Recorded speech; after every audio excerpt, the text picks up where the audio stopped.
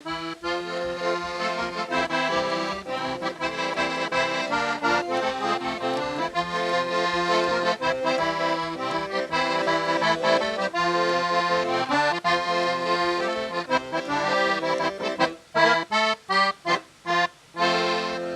you, Raider. Welcome back to Breakfast with Bob. My name is Bob Babbitt.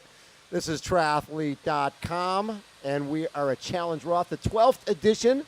With us is a woman who's racing here for the first time, but she's 2010, 2012 ITU long distance champion, second twice at the Ironman World Championships, the Xena, the warrior, the princess warrior.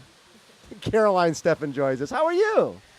Good morning. I'm fine. Thanks. Thanks for having me. No, I appreciate you coming by. We haven't done this since Kona when it was a little warmer.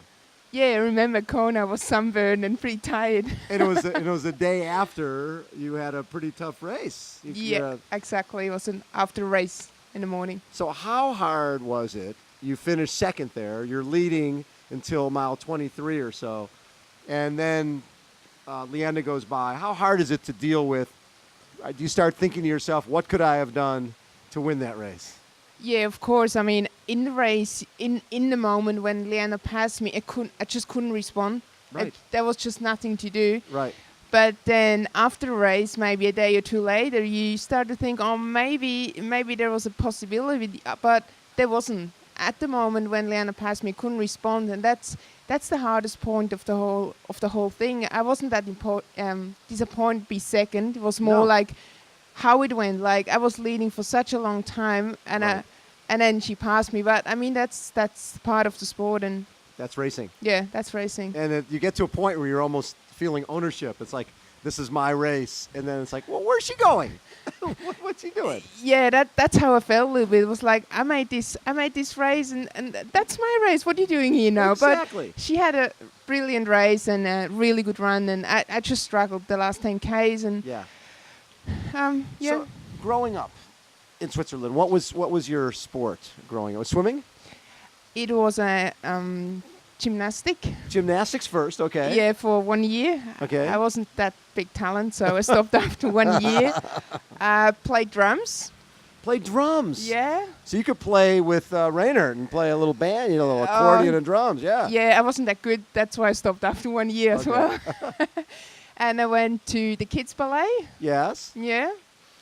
Not big talent. Not good at ballet, wasn't it either? Ballet. And then I went to swimming. I started with swimming when I was maybe 12. Okay. Yeah. And you had good talent there. Yeah. I realized, actually after 1 year or something, I realized if you put some effort in your training, you can be good and you can improve yourself. Right. And that's how everything started. So it was swimming and then cycling, right? You moved to cycling next? Yeah, I moved to cycling for 2 years. I joined the national team as well. And then I thought, okay, I can swim, I can ride a bike. And maybe I go for a triathlon, have a go. And so that was it. So, I mean, had you thought, because there isn't a lot of money in women's cycling. I think it's okay. Maybe there's more in Europe than there is in the States. But you were racing professionally as a cyclist, correct? Yeah, I rode the Tour de France for the female. And how'd you do in that? Yeah, best was 5th in a stage. Nice. Yeah, it was sprint finish, and one of my teammates started a sprint, and I was behind, but I wasn't strong enough in the sprints, and yeah, 5th. But that must have been exciting with the crowds. Yeah, it was pretty exciting, like the whole trip, the whole week, and it was really cool. And yeah, just the whole cycling career I had, it was a big experience. Did you get to a certain point with the cycling where you felt like, okay, this is as far as I'm going to go here, and then decide to get into triathlon? No, it was more like I got to be tired of working for other people and then not getting the glory in the end. Yes. Yeah. Well, I'm honest. Absolutely. Just, You're the princess warrior. Yeah. I trained that hard. I mean, I trained really a lot, and I wanna get the wins for myself. So you don't want to train that hard and pull some other person and then pull away, and they're like doing this at the finish line. What's the fun of that? So I had the chance. They gave me the chance as well to go for the win, and I won. It was my first win in a cycling race, and it was really exciting. But I like this feeling, and I want to have it more and more. Like every race I want to go. Yeah, you don't want to get a chance and go for the win. And exactly. I couldn't do it because we had a team of 6. We always racing with 6 girls. Right. So Yeah, that's why I said, oh, maybe you should try to go for a sport where I can do what Where I you want to can do, and Control your own destiny. yeah, exactly. So, how did you start out in triathlon? Did you hook up with Brett Sutton as a coach right away, or did that take a while? No, I coached myself for 1 year, Yeah. and then I met my boyfriend, David, Yes. and one of his mates, he was coached by Brett this time, and he got me in contact with Brett, and he said pretty much no the first 3 times Really? I asked. Yeah, had to ask 3 times. He said no, and but I would just keep pushing and said I want to join this team. I know it can be good. Yes. And then he thought, this girl looks like she. He likes that when you keep coming. Yeah. Yeah. He sort of plays those little mind games. Like, Yeah. So let her work hard. Let her push to become part of my team. Oh yeah, push hard. So early in 2010. Okay. So it's only been a couple years since you've been working with him. Yeah, it's 3 years now. Well, and look at the success you've had. Yeah. And did you see that right away? That basically you start training with him, and all of a sudden you're winning world championship, and you're coming in second in Kona.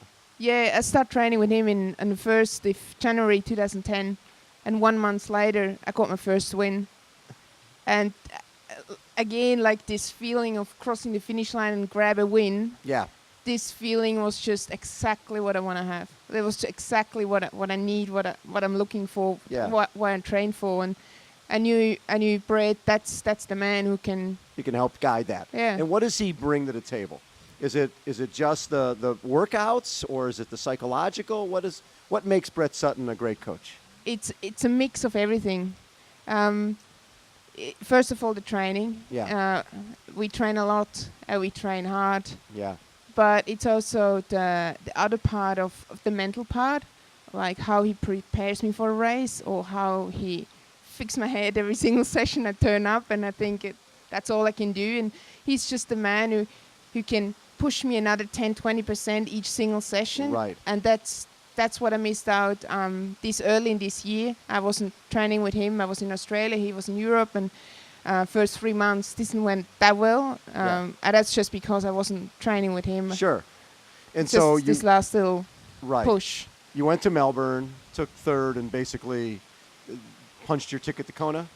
Yep. Right. So you're set. You can go back to Kona and don't have to worry about doing other races. I'm done. And then it became, because of the bad weather, there was a number of races were converted into duathlons, and that didn't do anything for you. So this is really a focal point for you, this race here at Challenge Roth. Yeah, that's my main race in Europe this year, and Okay. I really focus on this race and But prepared, first time. of course. Yeah, But first time. First time, yeah. But you only got here 2 days ago, so you haven't had much time to really check out the course. I mean, I have enough time on Sunday. It's twice, isn't it? What's that? I do the loop twice on Sunday, so Yes. after one I know where to go. You'll know it, right? Yeah. You just follow everybody else. Yeah. I love that. I don't need to. What do I need to know about that? And also, I heard that when you do ride this, the crowds are so huge that they'll just pull you along. Yeah, that's what I hear, and that's why I'm here for. So where did the Xena, the Warrior Princess, come from? From your becoming your nickname? That's also from Brett. From Brett. Yeah, he watched me when I joined the team. He watched me pretty much 1 or 2 weeks. He didn't say much, and then he just made always his little note Yeah. on a little paper. And then after a week or two, he started to talk to me, and we started to improve. And he said, "You remember me to this warrior, like this Xena Yeah. from the TV show. Yeah, from the TV show. Because you're strong. Because I'm strong and I'm a fighter, and but I also have a female side, like a really soft side. That's all But we know is the soft side. That's outside of the race. You don't, not with the race. Nah. No, you don't want the girls to see that. Nah. You want them to see. They don't have to know that. They need to see the warrior side. Yeah. So in the race, I'm the warrior, but behind the finish line, I get more to the princess. So to look back at 2013 as a successful year for you, what do you want to win this year? What's important to you? Important is, of course, Challenge Roth on Sunday. That's Right. a really important race, and Kona. So, yeah, we focus on these 2 races. And early in the year, we took a little bit back, like a little bit out, not like the last 2 years before. I had a lot of good races early in the year, and then maybe didn't have enough energy in Kona. So this year we turn everything a little bit around and focus on Kona. Yeah, just start a little bit slowly in the year and build up till October. What would it mean? Because you're from Switzerland. You got Natasha Bodman, who won Kona 6 times. What would it mean to you in your career to win in Kona? Oh, everything. It's like that's on my list. You know, I have a little list what I want to win and where I want to race. And Roth, it's on the list too. And it would be nice to just tick the box. And what else is on the list? The World Championship in ITU was on the list, so ticks the box. Off, European Champs was on the list, and Roth it's on the list, so that's on Sunday. And Kona is on the list, of course, and some other little races are actually big races, but yeah. So when you come to a race, do you think about the other girls who are racing? Do you go, okay, Belinda's here and so is here, or do you primarily focus on you and your own race? It depends on who is on the start line. I was hoping to race against Leander and Rachel, but unfortunately they pulled out. Right. So I had to change the whole tactic a bit because it looks like they're more cyclists and good runners on the start on Sunday, and I'm more swimmer cyclists. So I reckon on Sunday I can't look around too much. I probably just focus on my race and do what I can do. And so this is one of those races that, because Leanda's such a great swimmer, without her in the race, you can pretty much go off the front and try to race from the front. Yeah, it looks like. It looks like, right? That's what I would say. Yeah. What is it about this sport? You've been in this sport just a couple years now. Is this something you see, because you were in cycling for a couple years, you swam for a while, now you're doing triathlon. Do you see, hey, I'm going to do this for a few years and then look for something else? Or is this something you see as this is going to be your passion for a long time? That's hard to say because I'm a person who makes decisions out of the gut. So if I feel like I want to move on, I move on pretty much tomorrow. That's what I did with swimming. I got sick of this pool every morning, and I spoke to my coach, said, I'm done. I'm out here in 1 week. And he said, yeah, that's fine. And then I moved to cycling, and I did the same in cycle sport. I got sick of all this, just the whole thing, and then I quit in 1 day. So I don't know.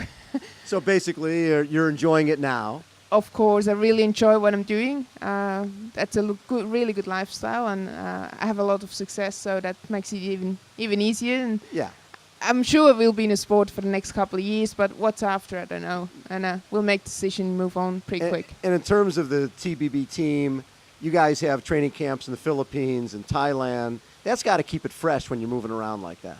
Yeah, we move around a lot. I'm in Switzerland now since 2 months, and I will move on to Thailand and the Philippines in the next month, and then we go to Mexico to get ready for Kona. So, never get really bored. The other thing, it seemed like, I remember when you guys were in the Philippines, you also worked with a lot of the younger athletes. Work with some of the kids in the region. Is that something that the team continues to do? Yeah, that's the main goal of our team at the moment. We have a project in the Philippines with 5 kids, 5 scholarships, and they really improved quite well. They won a couple races in the last couple months. And that's so fun. So you guys actually fund that program? Yeah, we start to build up teams. Like we have a team Philippines. Like I'm joining this team, and we have kids, which we try to help them out and get them in the sport. And the same we have in Mexico at the moment. It's a big, huge project with I don't know how many kids. And we'll move on something in America too, and we hope to do the same in Switzerland at the moment. The sport is so you have to be so selfish to do the sport, right? Because you run, bike, swim all day. Is that important, having that program that you guys are giving back to in terms of keeping you motivated and excited about the sport? Yeah, of course. I think, Brett gave me a chance 2010, and I was nothing. And we try to give exactly the same chance to these kids. I was nothing in triathlon. I barely was able to run 10K. But he was believing in me, and he gave me a chance. So what we're doing at the moment is to give these kids who think they're not good enough in triathlon or they have no clue about triathlon to show them the sport and give them a chance to be great. And you're running. Obviously, like you said, you're a swim bike specialist. Has your running gotten better? Yeah, it's not going too bad. Good. Yeah, so if I have to outrun the girls on Sunday, I'm not worried about that either. Good. So you're going to be outrunning everybody on Sunday. I love to hear that. Hope so. And on Sunday, you might be ticking off a box. Yeah, I hope so, to tick the box and keep going for the next box. Love it. Caroline Steffen has been our guest. This is Breakfast with Bob. My name is Bob Babbitt. We're up on triathlete.com. And Breakfast with Bob would not be complete without Rainer taking us out.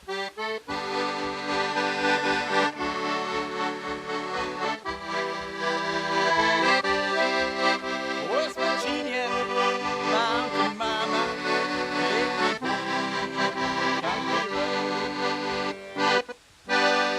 How often you get John Denver on the accordion? Love that, Rainer. Thank you so much. Again, Breakfast with Bob. We'll catch you a little later.